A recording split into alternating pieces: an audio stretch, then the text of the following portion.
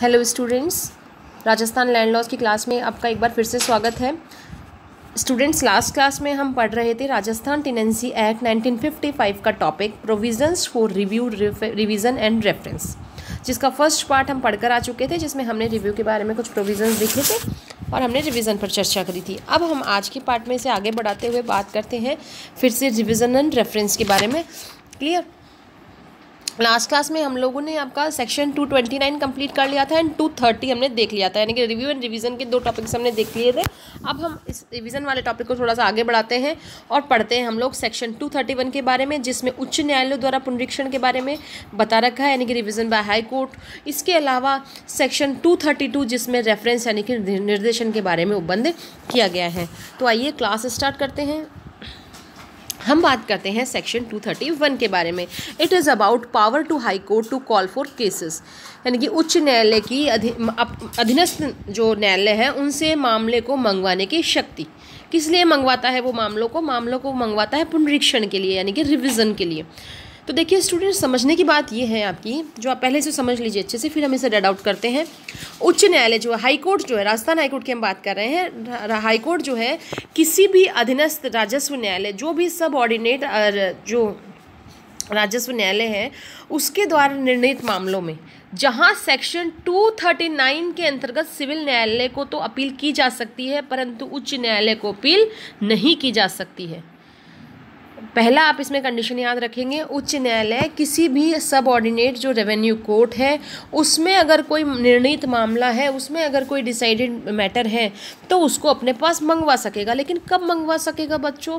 तो उसका हमारे पास फर्स्ट कंडीशन है जहां पर सेक्शन 239 के अंतर्गत सिविल न्यायालय को तो अपील की जा सकती है, परंतु हाई कोर्ट को अपील नहीं की जा सकती है। अब 239 क्या है पहले ये सुन लो। तो सेक्शन 239 जो राजस्थान टेनेंसी एक्ट का है उसमें ऐसे मामले आते हैं जहां किसी रेवेन्यू कोर्ट के सम्मुख संपत्ति के स्वामित्व का प्रश्न उठाया जाता है, और ऐसे मामले में कि भाई पार्टिकुलर संपत्ति किसकी है, तो वहाँ संपत्ति के स्वामित्व का प्रश्न उठाया जाता है, ओनरशिप ऑफ प्रॉपर्टी क्वेश्चनर होती है वहाँ पर। और ऐसे मामले में राजस्व न्यायालय जो है, रेवेन्यू कोर्ट जो है, वो विवादक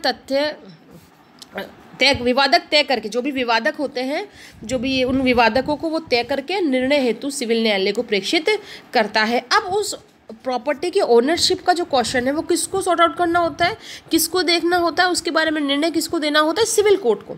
तो वो होता है सेक्शन 239 में। तो सेक्शन 239 में ऐसे मामलों को उच्च न्यायालय पुनरीक्षण के लिए अपने पास मंगवा सकता है जिसमें सेक्शन 239 के अंतर्गत सिविल न्यायालय को तो अपील की जा सकती है, परंतु उच्च न्यायालय को अपील नहीं की जा सकती है। ये चीज़ याद हो गई। फिर और अधीनस्थ न्यायालय ने अपने क्षेत्राधिकार से बाहर कार्य किया हो, या तो अधीनस्थ न्यायालय ने अपने जुरिस्डिक्शन से बाहर काम किया हो साथ में, या फिर उसमें जो भी वेस्टेड जुरिस्डिक्शन है उसका प्रयोग करने से उसने इनकार कर दिया हो, या फिर अपने जुरिस्डिक्शन का प्रयोग यानी कि अपने क्षेत्राधिकार का प्रयोग इल्लीगल तरीके से या इर्रेगुलर तरीके से किया हो, यानी कि अवैध या अनियमित रूप से किया हो। तो उच्च न्यायालय क्या करेगा? उच्च न्यायालय ऐसे अभिलेख, ऐसे जो रिकॉर्ड्स है, जो डिसाइडेड केस है, उसको अपने पास मंगवाएगा और उसका रिवीजन करेगा, उसका पुनरीक्षण वो कर सकता है। ये बात समझ में आ गई? तो बस इतनी सी बात का प्रोविज़न करता है आपका सेक्शन 231। अब आइए हम इसे विस्तार से पढ़ते हैं। सेक्शन 231 सेज उच्च न्यायालय ऐसे किसी वाद या प्रार्थना पत्र जिसका निर्णय किसी अधीनस्थ राजस्व न्यायालय द्वारा किया गया है तथा जिसकी अपील 239 सेक्शन 239 जो अभी हम पढ़कर आए थे, अभी जस्ट मैंने आपको याद करवाया, लर्न करवाया ना, मैंने बात करी, जिसकी अपील सेक्शन 239 के अंतर्गत किसी सिविल कोर्ट में तो हो सकती है, किसी सिविल कोर्ट में तो हो जाएगी, कोई इशू नहीं है, लेकिन हाई कोर्ट में जिसकी अपील नहीं हो सकती है। और यदि ऐसा उसको प्रतीत होता है निम्नलिखित जैसे मैंने बताया है, तो सिविल या राजस्व न्यायालय, देखिए, तो वो क्या करेगा अपने अधीनस्थ न्यायालय से, और उसे क्या प्रतीत हो रहा है कि उस अधीनस्थ न्यायालय ने अपने जुरिस्डिक्शन का प्रयोग नहीं किया है जो लॉ द्वारा उसमें वेस्ट की गई है, यानी कि उसमें निहित की, ये कह रहा है कि ऐसी अधिकारिता का प्रयोग उसने कर दिया जो विधि द्वारा उसमें निहित नहीं है, यानी कि ऐसी पावर जुरिस्डिक्शन का यूज़ किया है जो कि उसमें वेस्ट ही नहीं है। या फिर ये सेकंड पॉइंट है ना, मैंने फर्स्ट बताया था वही है। ये कह रहा है या फिर उसमें निहित अधिकारिता का प्रयोग उसने नहीं किया है, ये भी मैंने आपको बताया, या फिर उसने अपनी अधिकारिता का प्रयोग, क्या अपने जुरिसडिक्शन का प्रयोग उसने या तो इलीगल तरीके से किया है या फिर इरेगुलर किया है। तो उच्च न्यायालय उसे ऐसा आदेश दे सकेगा, उस मामले को तो वो अपने पास मंगवा लेगा, उसका पुनरीक्षण करेगा, रिवीजन करेगा, और उस मामले में ऐसा ऑर्डर पास कर सकता है हाईकोर्ट जैसा कि हाईकोर्ट के अकॉर्डिंग ठीक हो। क्लियर हो गई बात। Now we discuss about section 232, ठीक है, 232, जो बात करता है रेफरेंस के बारे में। ध्यान रखो, ये किसके बारे में बात कर रहा है बेटा? रेफरेंस के बारे में। क्लियर? रेफरेंस मीन्स निर्देशन के बारे में। अभिलेख मंगवाने तथा बोर्ड को निर्देश करने की शक्ति, power to call for record and refer to the board. इसकी स्पेलिंग सही कर लो ना, ठीक है, ये नहीं आएगा यहाँ पे। ओके, जिलाधीश यानी कि कलेक्टर की बात हम यहाँ कर रहे हैं, पहले इसको भी समझ लो इजीली। ये सिर्फ बेटा आपको इतना सा कह रहा है कि कलेक्टर की पावर के बारे में बता रहा है। कलेक्टर जो है यानी कि जो जिलाधीश है, अपने सब अधीनस्थ जो राजस्व न्यायालय है, सब ऑर्डिनेट जो रेवेन्यू कोर्ट्स हैं, उनके द्वारा निर्णीत यानी कि डिसाइडेड अथवा उसके समक्ष विचाराधीन, यानी कि जो अभी तक भी उसके सामने डिसाइड नहीं किया गया लेकिन अभी तक विचाराधीन मामले जो हैं, किसी वाद या कार्यवाही के अभिलेख को पारित आदेश की वैधता और औचित्य तथा कार्यवाही की नियमितता के संबंध में अपना समाधान करने हेतु मंगवा सकता है और उस अभिलेख की जांच कर सकता है। समझ में आई बात? दोबारा सुनो, ये कह रहा है कि जो भी जिलाधीश है, जो कलेक्टर है, वो अपने जो उसके जो लोअर जो उसके सबऑर्डिनेट जो रेवेन्यू कोर्ट्स है, उनके पास उनके द्वारा अगर कोई निर्णीत मैटर है, कोई वाद है, कोई कार्यवाही है या फिर विचाराधीन जो मैटर है, उसमें जो उन्होंने आदेश पारित करा है, उस आदेश की लीगलिटी को जांचने के लिए, उसके औचित्य को कि उन्होंने ऐसा निर्णय क्यों दिया, या फिर उनको ऐसी शिकायत हो कि वो अनियमित तरीके से उन्होंने काम किया है, तो उस कार्यवाही की जांच करने के लिए कलेक्टर यानी क्या कर सकता है, उसे अपने पास मंगवा सकता है और अब उस अभिलेख यानी कि उस रिकॉर्ड की जांच कर सकता है कि इस पर्टिकुलर मामले या पर्टिकुलर प्रोसीडिंग में ऐसा निर्णय क्यों दिया गया, ये कार्य क्यों किया गया। और फिर क्या होता है कि जांच कर ली उसने अच्छे से।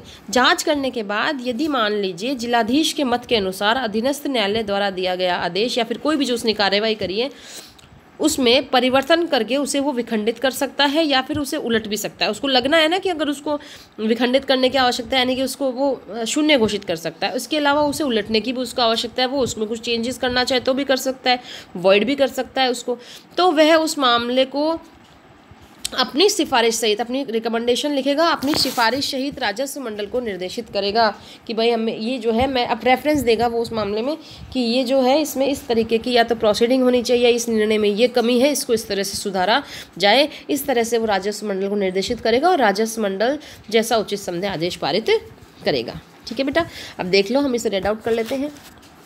232 कहता है जिलाधीश अपने अधीनस्थ किसी राजस्व न्यायालय द्वारा डिसाइडेड या उसके समक्ष विचाराधीन किसी वाद या कार्यवाही के अभिलेख को यानी कि रिकॉर्ड्स को दिए गए आदेश, ठीक है, या फिर डिक्री की अवैधता, ठीक है ना, या औचित्य या कार्यवाही की नियतता के, ये अवैधता नहीं है बच्चों, इसको वैधता कर लेना है ना, या नियमितता के संबंध में स्वयं को सेटिस्फाई करने के अभिप्राय से क्या कर सकता है, उन रिकॉर्ड्स को मंगवाएगा, उनका इंस्पेक्शन करेगा और यदि उसकी राय यह है कि उस न्यायालय द्वारा दिया गया आदेश या की गई कार्यवाही परिवर्तित होनी चाहिए, खंडित होनी चाहिए या पलट दी जानी चाहिए, तो वह उस मामले पर अपनी राय के साथ वो बोर्ड को, रेवेन्यू बोर्ड को निर्देशित करेगा। ठीक है ना। कोर्ट क्या करेगा बेटा, लोअर कोर्ट से तो क्या करा उसने, रेवेन्यू कोर्ट से मामला कहाँ चला गया आपका, एक मिनट, इसको ना इस तरह से, एक मिनट इसको रेज कर देती हूँ मैं, हाँ, रेवेन्यू कोर्ट से मामला कहाँ चला गया था हमारा, किसने मंगवा ली थी, जिलाधीश ने, और जिलाधीश ने मामले को कहाँ भेज दिया, रेवेन्यू बोर्ड के पास में भेज दिया। क्लियर हो गई बात। तो इस तरह से अब वो बोर्ड को भेज देगा और बोर्ड जैसा भी आदेश पारित करेगा, उचित समझेगा जैसा आदेश रेवेन्यू बोर्ड पारित करेगा। ठीक है बच्चों, तो मामला कहाँ से आया, रेवेन्यू कोर्ट से, जो सब ऑर्डिनेट रेवेन्यू कोर्ट है वहाँ से मामला आया, अधीनस्थ राजस्व न्यायालय से। किसने मंगवाया, कलेक्टर ने मंगवाया। कलेक्टर ने किसको भेजा बच्चों, रेवेन्यू बोर्ड को, अपने रेफरेंस के साथ में किस मामले में ऐसा होना चाहिए। क्लियर। पर एक छोटा सा इसमें बेटा ये है, परंतु है इसमें छोटा सा प्रोविज़ो है कि इस धारा द्वारा प्रदत्त शक्ति का प्रयोग सेक्शन 239 के अंतर्गत आने वाले वादों अथवा कार्यवाही के संबंध में नहीं किया जाएगा। 239 पे हम ऑलरेडी चर्चा कर चुके हैं। सिविल न्यायालयों के अधिकार के बारे में बात हुई थी वहाँ पर। संपत्ति का जो स्वामित्व है उसका प्रश्न जहाँ सिविल न्यायालय में उठा जाता है उसके संबंध में बात बताई थी मैंने आपको।